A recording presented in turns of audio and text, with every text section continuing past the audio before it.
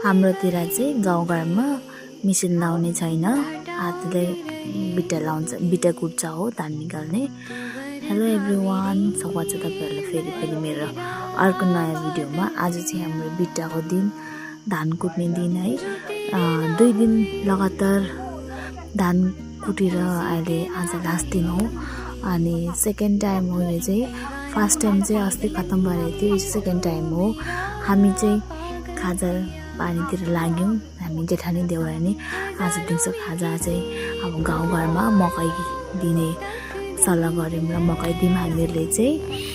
मकै जाड भइहाल्यो है, बिलियो चिया भइहाल्यो। अनि बेलुका चाहिँ मासु भात दिने चलन छ।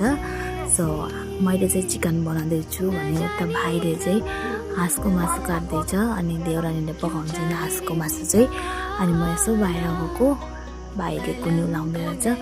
यो चाहिँ हाम्रो गाउँघरको चलन यस्तै छ है साथीहरू। रमाइलो लाग्छ, राम्रो लाग्छ, खुसी लाग्छ। अनि यता के भन्छ, यो पालि चाहिँ बेलैमा खत्तम भयो, धेरै थिएन, कम्ती थियो। अस्ति नै 2 दिन त गरिसकेको थियो। अनि भाइले चाहिँ यहाँ हेलो गाइस भन्दै जिस्काउँदै हुनुहुन्थ्यो।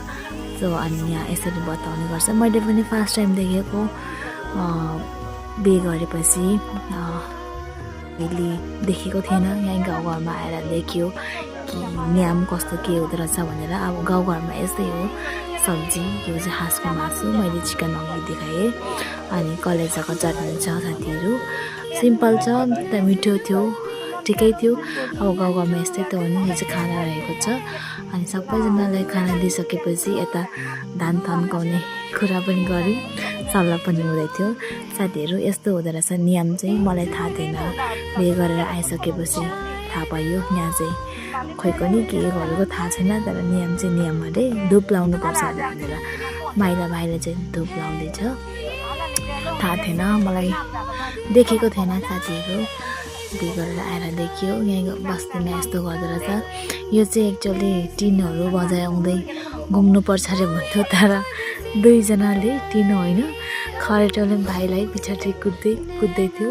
यसरी धुप लाउनुपर्छ अरे साथीहरू। अनि यहाँ टिनमा पनि छोप्नुपर्छ अरे भन्छ साथीहरू।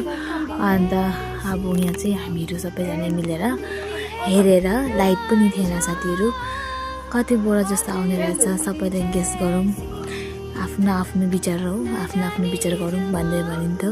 कसैले 35, कसैले 25, कसैले 27, मैले चाहिँ 30 बोरा भनिरहेको थिएँ साथीहरू। तर अन्तिममा चाहिँ म खानाहरू दिन थालेँ। अनि म